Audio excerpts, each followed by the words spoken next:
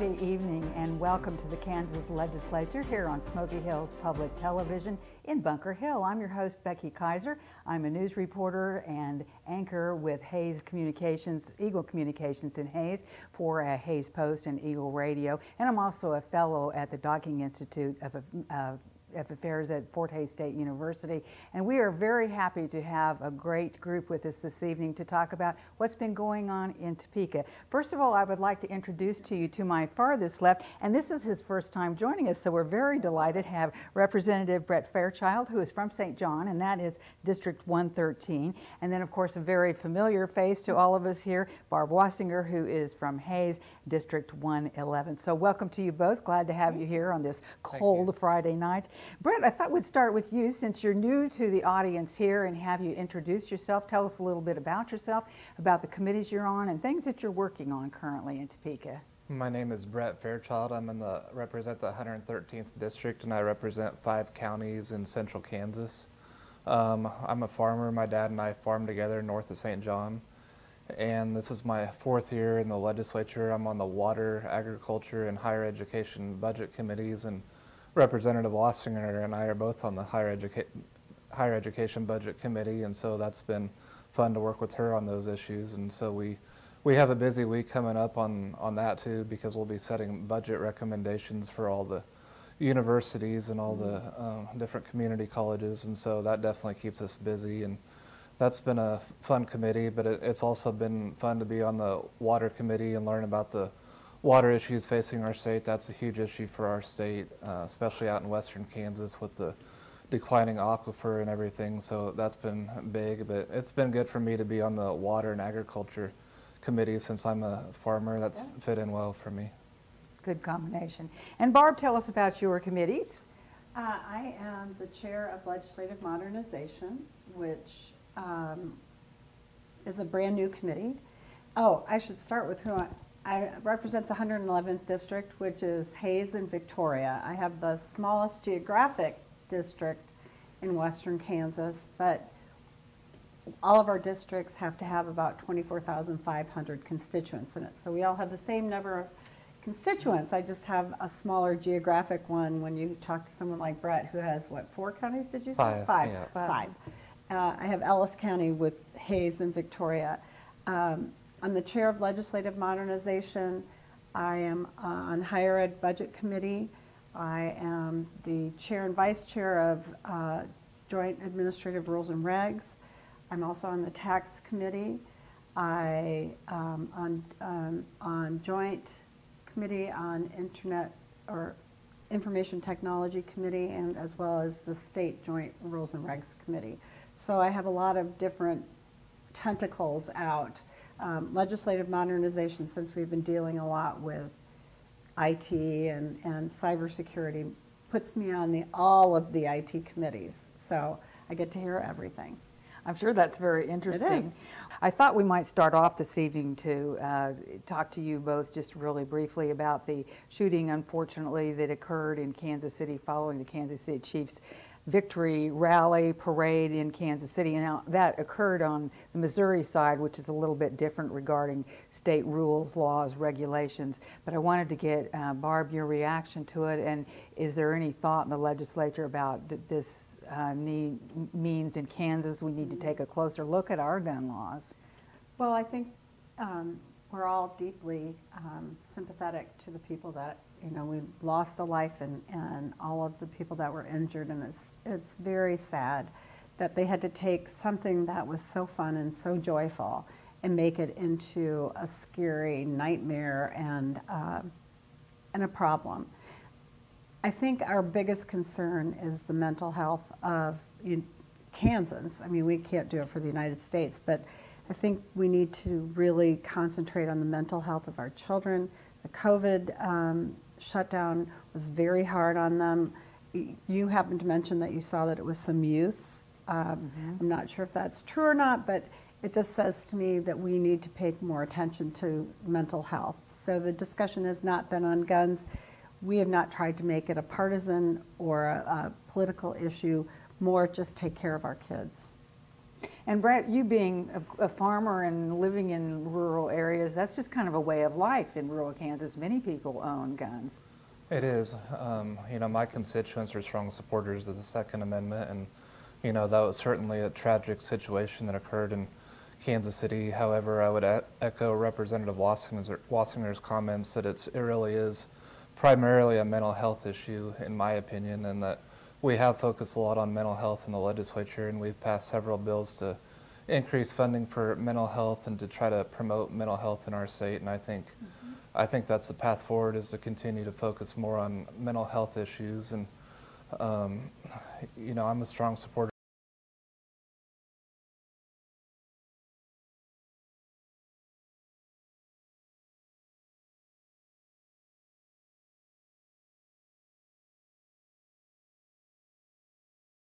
I think that strict gun control laws are going to lead to less violence. If you look at the statistics, that isn't always the case. When you look at Chicago and other liberal cities that have tough gun control laws and they still have a lot of violence, I just think we need to focus more on mental health issues and make sure that, that we're promoting mental health in our state. Representative Wasinger, you already touched on this a little bit. The last time you and I talked, I did a news story with you about the new legislative committee that you were on, and then all of a sudden you had started learning a little bit about IT and figuring out, you know, this goes across the legislature. We need to find out everything about what goes on in our different departments in Topeka. And then all of a sudden the judiciary got hacked, and that really brought it to the surface. Oh boy, yeah. What we have realized is that we need to consolidate cybersecurity within the state of Kansas. And so this year, we have worked very hard in our committee to get the legislative, executive, and judicial branch together. And it's very exciting because we've been working on this the entire year prior to this. And we're really coming to an agreement with every part of the government. We talked to everyone ahead of time.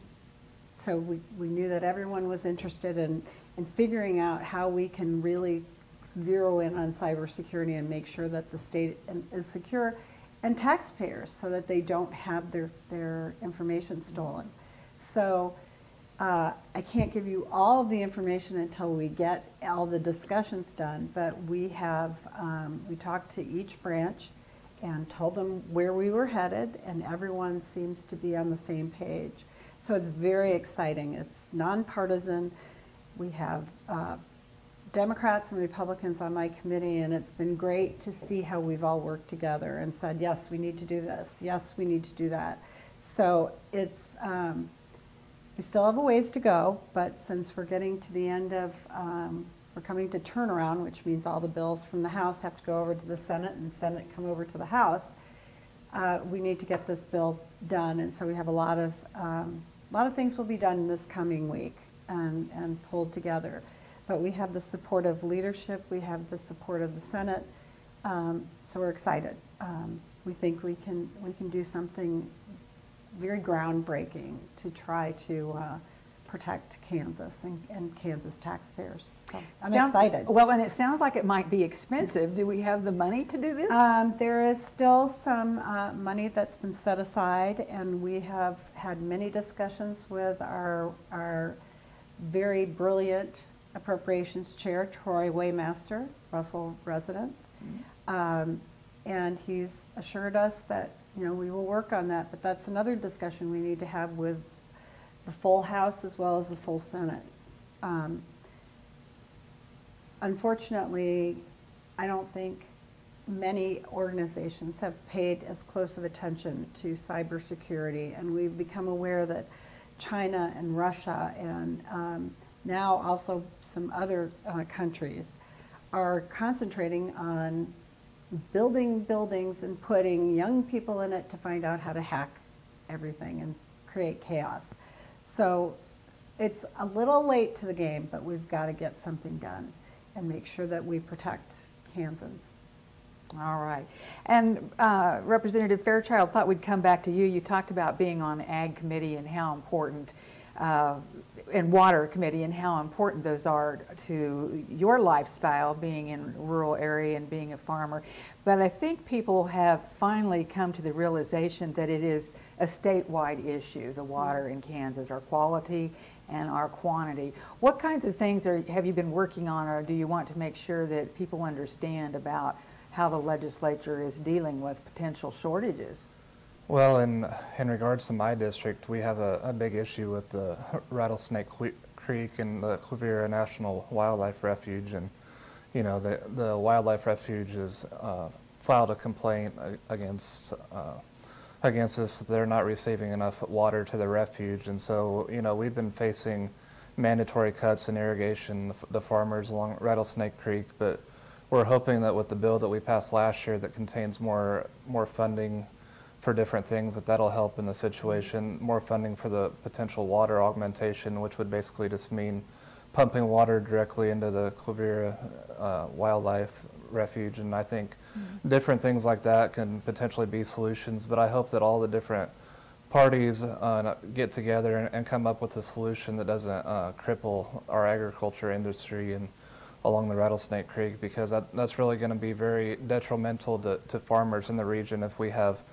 potential 50 to 60% cuts in irrigation, which is potentially what we're facing if they don't come up with an agreement. And so I'm hopeful that we'll be able to, all the different parties will enter into an agreement, and we'll have something along the lines of water augmentation, or potentially, you know, part of the funding bill that we passed last year, the water funding bill, there was about $7 million or $8 million in it for this issue, and part of it was buying up water rights along the Rattlesnake Creek, and so that's also might be part of the solution, but that's obviously a big issue in my area and something that people need to be aware of and focus on. But I'm hoping that we can come up with a solution to that issue that doesn't just shut off irrigation in my region, because that's huge to farmers to be able to keep irrigating. Absolutely. We were talking just before we went on the air that you are working on something that at one time it probably was primarily ag related, but now we're talking about, we see these things in cities and small towns, and what we're talking about are side-by-side ATVs, and there apparently is quite a bit of tax that has to be paid on those, something that is comparable or maybe even exceeds a vehicle tax, and you're wanting to work with people to get that down.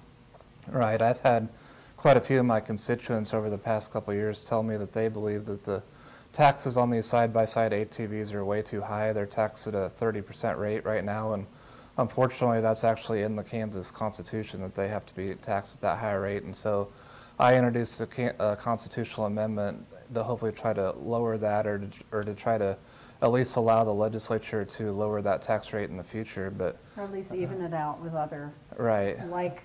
vehicles. But my constituents have told me that they have to pay more property taxes on their car or pickup than they have to pay more property taxes on their side-by-side ATV than they do on their car or pickup, which is backwards the way that it should be. And so you have a 30% tax on these side-by-side ATVs. It should probably be more around 5 or 6% from what I've been told by county appraisers.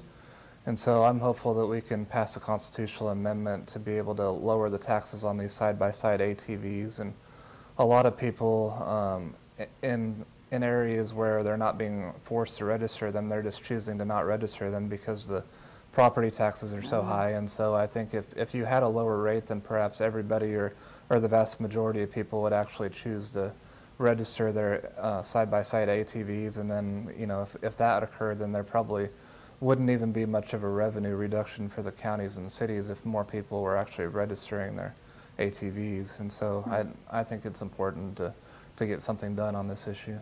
I agree, but is there a lot of evidence of people not registering their ATVs because of this? Yeah, there is quite a bit, and you know, and I've even had people tell me that, you know, a lot of people, you know, aren't registering them, and that it would probably result in more people registering them if we were to lower the tax, and it would probably result in possibly even more revenue for the counties if more people were registering their ATVs.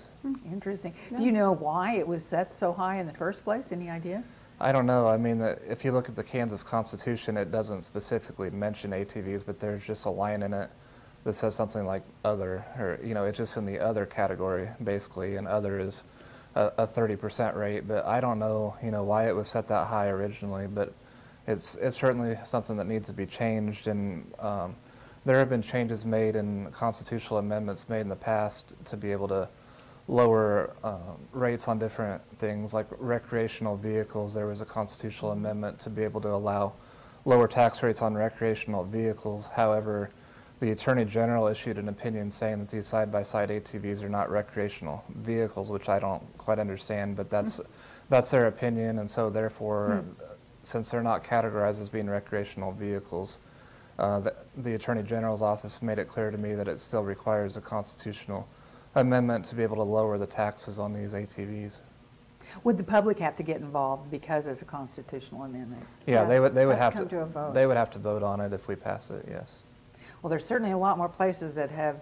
I know Hayes has allowed them for a while now, and lots of smaller towns have for quite some time. It's a accessible and easy mode of transportation for, you know, I think about an older population, which we have a lot of people out here like that, and it's convenient for them. So we'll see what happens on that one. I wanted to ask you, Representative Wasinger, about because there was testimony from Hayes librarian about the possibility of a rating system for books that are in public school libraries, a bill proposed by Republican lawmakers. And Christy O'Borney from Hayes, who is a librarian at one of the elementary schools in Hayes, she testified against it. What is the reason for thinking that this would be helpful to kids to have some sort of rating system, and who would do that? Oh, good question. I'm not on the, I'm sure it was in the Education Committee. It's a task force proposal. A Oh, it proposal is? for a It's task force. I think the issue has been that questionable material in libraries have not been marked clearly for parents to see that they might have to look at it before their kids check something out. And so from what I believe, it seems reasonable, but I'm not a part of that, and we haven't gotten it on the floor. So I'm not sure that, I heard about it from the education chair at the chair lunch. So I got a little bit of information on it, but I think it's really to make it easier for parents to make sure that they can control what their kids are getting. And you said that has yet to come to the floor. Right. Okay. Well, we'll wait on that. We do have one of our, the first phone caller of our evening. Larry is on the line from Smith Center. Larry, do you have a question or comment of our panelists this evening? Hi. Yeah, I was just wondering about property tax on up to 2 vehicles for disabled veterans. It's been, last year they were going to do it, and this year I think, also other bills for disabled veterans. I haven't seen any movement on them. Well, I know that we talked about it in tax committee, and I know that we are looking at many different things to help both senior citizens and disabled vets. And we really appreciate the service of all veterans, especially the disabled vets that have given their all. So I know that we have had a hearing on it, and I know that a lot of bills have gone, everything has to kind of go through the majority leader once they pass through committees. So I'm sure there's a lot that's in there, and we'll see how that goes. And I think they'll probably be lumped together. I know that we're working on getting rid of the Social Security tax for seniors as well. So there's a lot of things we're working on. Unfortunately, the governor has vetoed a lot of our tax ideas. So we'll have to see what happens. Do you have a comment, Representative Fairchild? I believe last year we passed something that provided property tax relief, or perhaps a property tax exemption for disabled veterans, but then it got hung up in the Senate, and I think there was only one vote against it in the House, but it didn't pass through the Senate for some reason, and so I think it's been there in the Senate, and so I think that's the status of that, and I'm not aware of the other bill that he was talking about as far as the exemption for vehicles, and like I don't serve on the tax committee, but I do remember that we passed property tax relief for disabled veterans through the House last year. And I don't know if a lot of people realize that if we pass something through the House, then it has to cycle through the Senate before it can go to the governor. And so we can pass something, and like Brett said, we have to get it past the Senate. And they have a little bit more trouble getting things through this year. So we keep trying. We'll wait and see. We keep trying. Thought we'd move on to, oh boy, or continue, I guess, the discussion about taxes. That's always a big one. Good one. Yeah. Representative Wasinger, you were talking about removing some of the taxes on Social Security income for seniors, but there's also discussion about income tax, sales tax, property taxes, and it's been a discussion that's been underway for a while, and a topic that is a favorite one of everybody. Not everybody sees it the same way, but tell us what the status is currently. Well, currently, that's lumping a lot of things together. Right. But we sent a bill to the governor for a flat tax, which would, currently there are about 30,000 people that are taxed at really low incomes, and it would increase, that number would increase to 310,000 people not having any tax at all. So in that also is bumping the food sales tax back to zero quicker than it already is going, because we had tried to do that before and the governor vetoed it. So we keep trying to get through, but it's the flat tax is 5.25. The governor vetoed that, and we are trying to override her veto. I think we have the votes in the House. We're not so sure about the Senate. Once again, we have to go through both houses, both chambers, in order to override a veto. So we'll see how that happens, but we are constantly working on trying to lower property tax from the state, as also gives some tax. We increased, the tax bill also increased the standard deduction so that people were going to keep more of their money, which will help all around, and that helps all Kansas. So we'll see how that goes, but we are continuing to try to find ways to help people with a property tax through the state. Making the counties do it is a whole nother story. It's hard to take away local control, and we want to make sure that localities can do what they need to do in order to take care of their budgets, but we can control the state, and so we're trying to do that. And what portion or what area is that the state does have control over? 20 mills.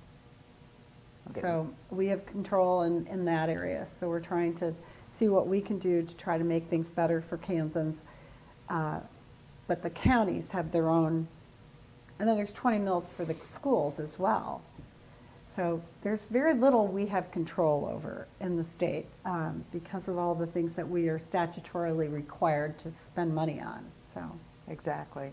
One thing that there may be a little bit more control over, at least that's the goal, Representative Fairchild, and again, with you being on the Ag Committee, this is of interest here, talking about industrial hemp, which, I don't know, 2-3 years ago, that was the thing, you know, and we think about agriculture, and out here it seems like we have good temperate climate for it, but it's kind of fallen by the wayside, and there's some things that have hindered the enthusiasm. What are you working on? Well, I actually carried a bill the other day that passed through the House which reduces the fees on industrial hemp for both the processors and for the producers to $500. For the producers, it's still $500 per field if the fields aren't attached to each other, so I still think that's fairly high, but it was basically unlimited before, but it was at about, there was no cap on it, but it was at about $1,500 to $1,700 per field if the fields weren't attached to each other. And so my bill passed out of the House. I think there were just 6 that voted against it, but it'll go to the Senate, and so I hope that the reduced fees will encourage more people to farm industrial hemp and will encourage more acres of industrial hemp to be planted. I personally think that we need to go further, and it was a substitute bill that we passed. It was an amended bill, and the original bill actually did go farther in reducing a lot of these regulations, like reducing some of the fingerprinting requirements and some of the other regulations that a lot of the farmers think are really burdensome, but then it did meet some opposition from some of the law enforcement people and some of the other groups. And so we ended up passing a more scaled back bill, which just reduced the fees for industrial hemp. But I do think it's at least a step in the right direction, Right. and I hope that by reducing some of these fees that we can hopefully at least encourage more people to farm industrial hemp. And we have seen a decrease in the number of acres planted since the program began. It actually started out pretty big, but I think a big problem is the fees and the regulations, and unfortunately we didn't touch the regulations, but we did at least reduce the fees, which I think is helpful. Is there interest among your constituents in that St. John area for planting the hemp? I think there is some interest, but I have heard from a lot of people who basically just say that it just isn't really feasible, you know, with the high fees and the high regulations. And so I think that would encourage more people to farm industrial hemp if we were to pass that. But like I said, we also, I think at some point, need to try to focus on the other half of the issue too, which is reducing some of the regulations on industrial hemp. Kansas is the second most regulated state in the nation. Did you know that? I did not know that. That's why we're working on a new constitutional amendment to try to limit regulations in the state of Kansas. Right now, all agencies write their own rules and regulations, and they can do just about anything they want to. And recently, there have been a few that have basically passed laws, legislated by regulation. And so the constitutional amendment will allow us to say, this really should be looked at by the legislature, so we can put a hold on something and then go to the legislature, see if we have a majority of people agree that this truly is legislation. It should go to judiciary, or it should go to the ag committee or wherever, and get it figured out by the legislature. So I'm looking forward to that. It's one of the banes of my existence, trying to deal with some of the agencies and the regulations that they continue to pass and take Kansas money, such as the Board of Behavioral Sciences, Health and Sciences. They have over $2 million in unencumbered funds from fees that Kansans have paid, and I think they should be giving that back to the people who are paying those fees and not charging them so much for licensing. But they don't have to listen to us. So we'll see how that works. We'll see how that goes. So, and the board is in charge of what type of licensing? Social workers, psychologists, mental health professionals, and their regulations are very strict. And it all has to do with how they think they should be educated, as opposed to the schools deciding things. And in any case, I don't want to get into too much weeds, but we need to be looking at that and trying to keep control of what's going on, because it's kind of gotten out of control, judging by the fact that we are the second most regulated state in the nation. Who's the first, do you know? I think it's California, but I'm not sure. I should find that out and be able to tell you. I'll let you know. But Are we over-regulated, Brett? Yeah, I definitely think that we are, and I mean, I think another big problem is with the child care regulations, because I have a lady in St. John who reached out to me and said that she runs a child care facility, and she was having big problems with all the new regulations that the fire marshal was forcing her to do with her facility. Basically, they had to put in a whole bunch of new doors. They had to change their facility all around, and then when they make all these changes, then they come back and say, "Oh, by the way, we have new stuff for you to do." And so it's basically just never ending. It costs them a lot of money, and it's expensive for them, but it just kind of makes you wonder why all this is necessary. And I think it's a big problem. And I have a friend of mine, Bill Riley from Wellington, and he doesn't really like the fire marshal's office either. And so we've been joking around that we're going to introduce a bill to abolish the office of the fire marshal at some point. We'll see where that goes. Well, right now I do know that like the healthcare facilities are worried about the fact that the fire marshal inspectors come in with body cameras, and they think that it's a violation of HIPAA as well as other laws. So I'm in discussions with the Attorney General's office as well as the Fire Marshal's office. But they feel like, what I've been told is that the Fire Marshal feels like it should come in through legislation, that we should tell them that they need to not wear them into healthcare facilities. And I completely understand. If you've been in any kind of rest home or any kind of assisted living or nursing center, you see all sorts of things, and it's not right that they should be able to keep their body cameras on, because you can violate the privacy of patients. So that's something we're working on as well. There's a lot of things that I get pulled into that have to do with regulations that people are unhappy with, and so I spend a lot of time trying to make phone calls and say this isn't right, but we'll get it figured out. Well, and some would argue, though, and I'm thinking especially when it comes to child care, that these regulations are there for the safety of the children. How do you answer that? And I'm sure they are, and I'm sure, that's what the intent is, and I'm not saying there should be zero regulations, but it just does seem like it has gone too far, and we've given a lot of authority to these agencies to write their own rules and regulations, and I just think that they've gone too far with it, and the legislature needs to take back some of their power in this area. So I would certainly agree with Representative Wasinger on that, but I just think it's gone way too far, and I just think they're being a little bit too picky when they just say you have to build this door here, do this here. I mean, inspections to make sure that the building is okay and that it's not going to fall down on top of the kids. I understand that, but I just think they're being a little bit too picky with some of their regulations, and then coming back after they've made all these updates and followed the regulations and said, oh, by the way, that we have something new for you to do. I mean, it's just never ending.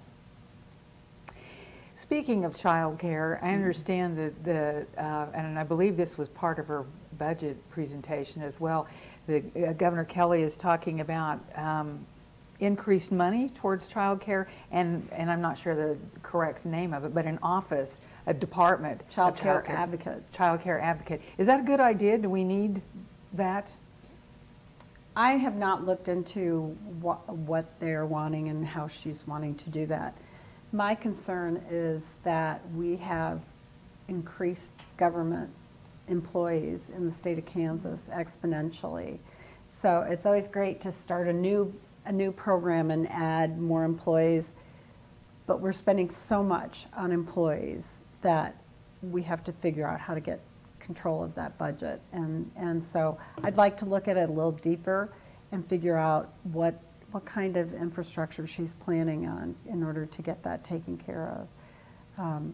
We do have KDADs, we have KDHE, we have a lot of agencies that take care of child care and things like that. And as we well know, that the foster care system is in need of a lot of work. We're not really taking care of the kids the way we should be. So adding more departments isn't necessarily going to take care of kids, it's just going to add more government. And so we need to figure out what we're doing with what we have now.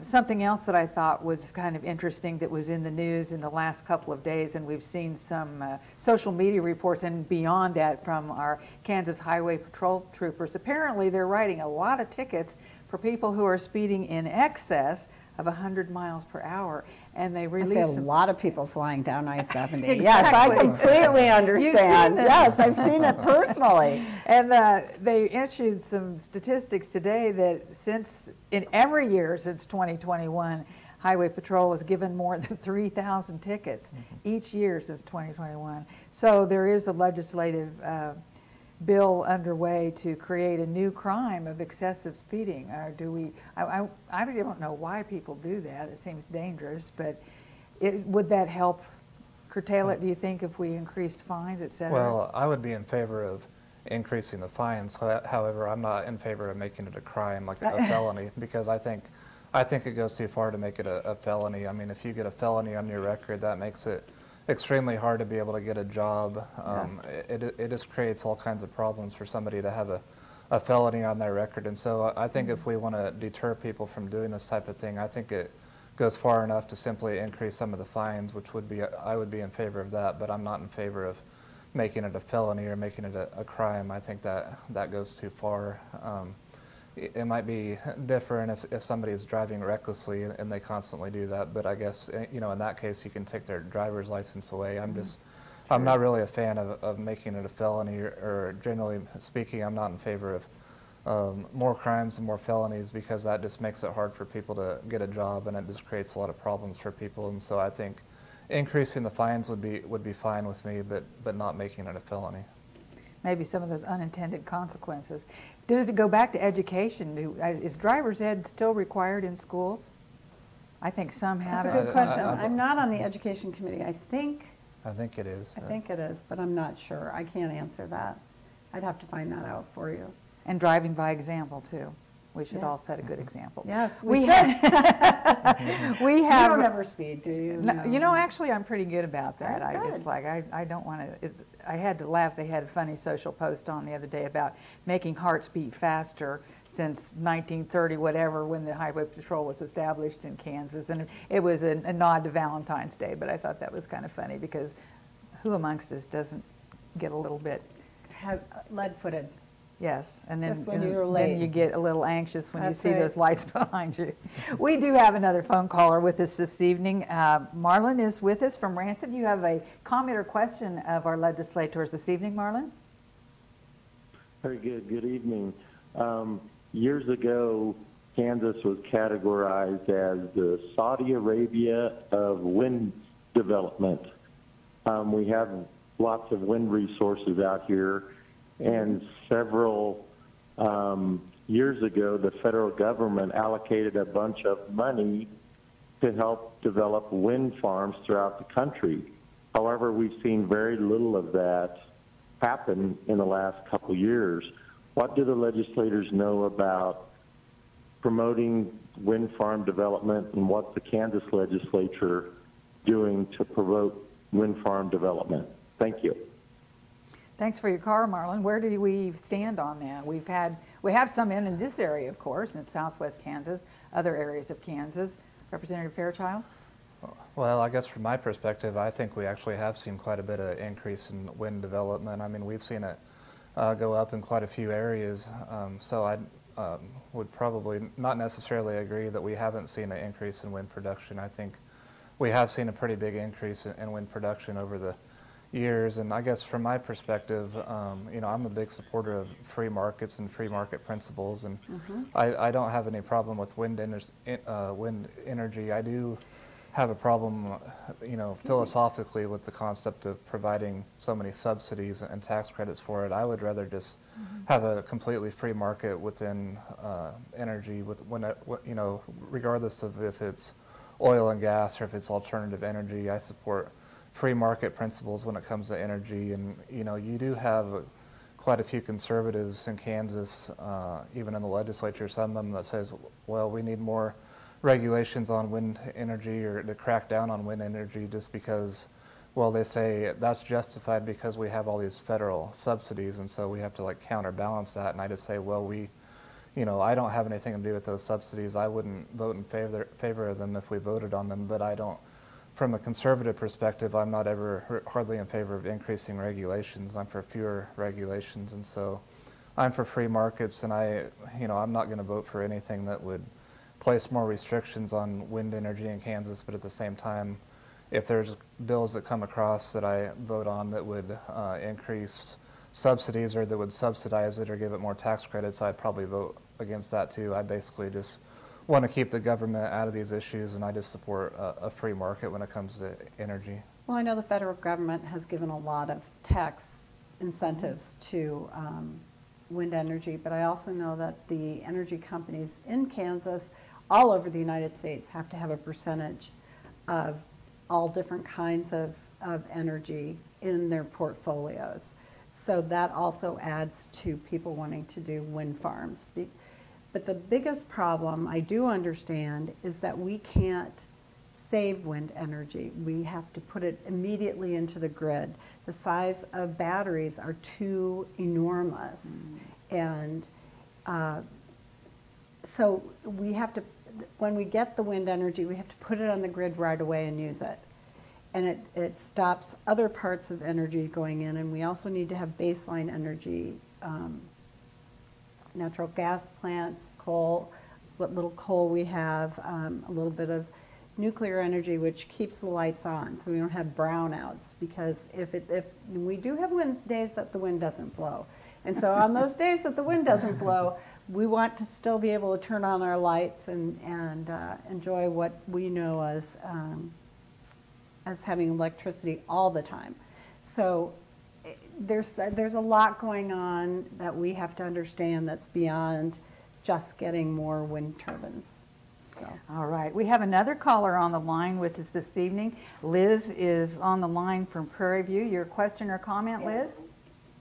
Yes, I'm calling about mental health concerns, and I appreciate all the increases increased programs we've seen, but I was all the hospitals, mental health hospitals, seem to be in the eastern part of the state, and we certainly need one out here in the western state. It's hard to get families to be able to be supportive if they have to drive 5 hours one way to get to a hospital, and they take care of it's easier for the police and the hospitals not to take care of them in their facilities that weren't really made for that. And I just think we need to get a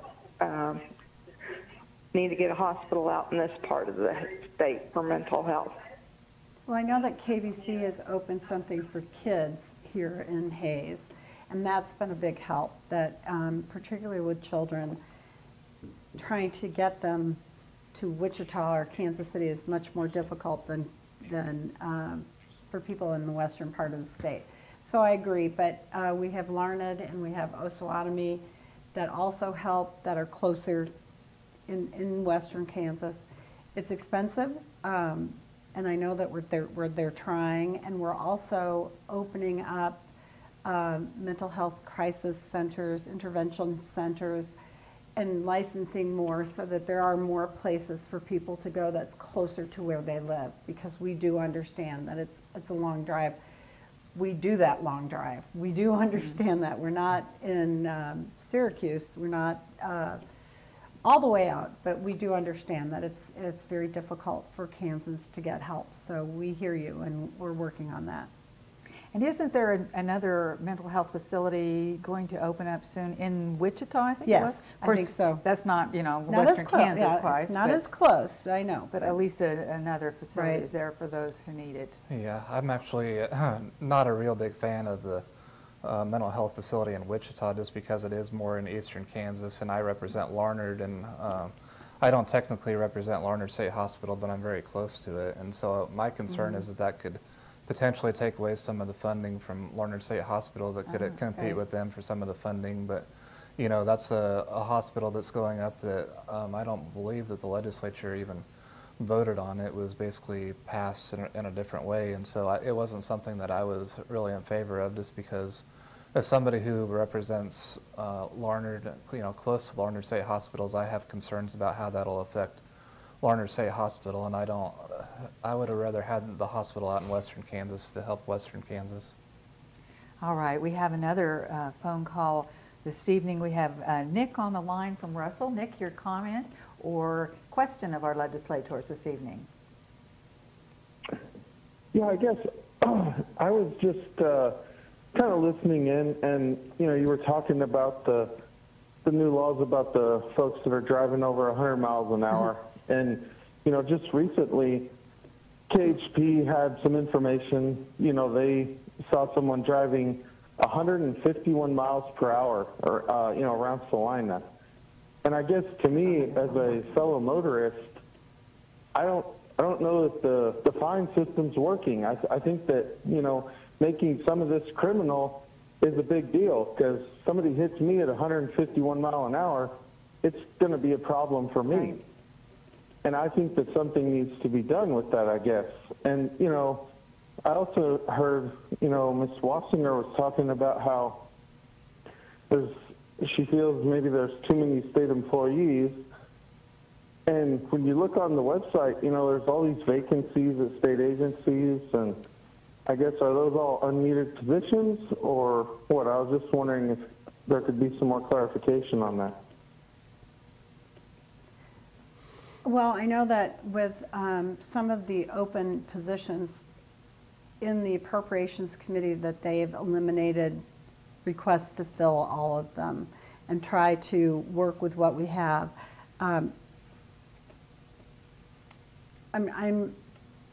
I just know that we have more state employees probably than we have people in Kansas. Per capita. Yeah, per capita we do. And so there is a fine line to walk and figure this out, but I think we can get that done in a way that it doesn't take away from what citizens need. And on the speeding part, I want to tell you that as I've been driving back and forth from Topeka to Hayes, I have seen a increased presence of the highway patrol along I-70. So I think they're working right now to try to stop those people. But I know you're like me. You're driving and you see someone fly past you and you think, where are the police now? You know, if I go 5 miles over the speed limit, I get caught. But I understand that. But they have increased their presence on the highways. So.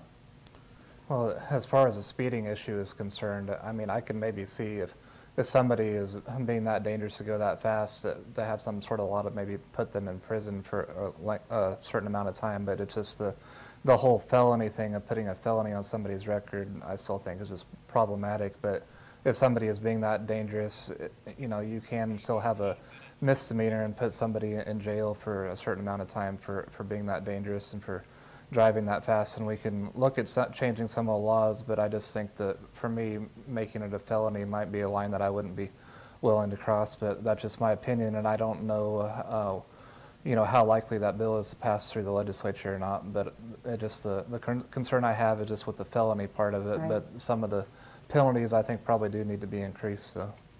Well, I like your idea of taking away their driver's license for a period of time.